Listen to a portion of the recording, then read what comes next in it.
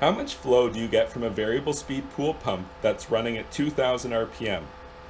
Well, it's important to understand that this is actually a dynamic question. The size of the pool pump, the type of filter that you have, your plumbing installation, all of this stuff will matter in terms of the actual flow rates that you'll achieve.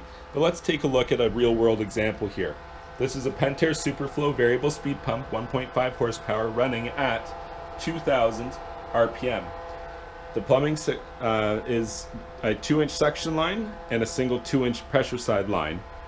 And for that 2000 RPM, we're able to achieve 55 gallons per minute of flow. Looks pretty steady at 55.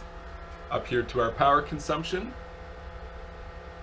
just over 500 watts, 511 watts, or 0.5 kilowatts, 2.42 amps.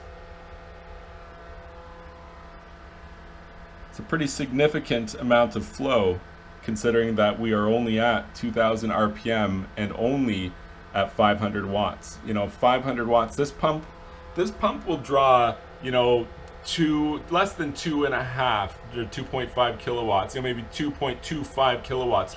But, that's 2,250 watts. This is only 500, right? So that's a lot. That's a lot different. But right here with the maximum flow rate, we're maybe between 80 to 100 gallons per minute is the maximum that I would get on this system here. So even though the power consumption's gone down by 5 times, the flow rates drop by less than half. That's very interesting. If you found this information helpful, please be sure to like this video and subscribe to my YouTube channel. And you can check out my website, swimmingpoolsteve.com.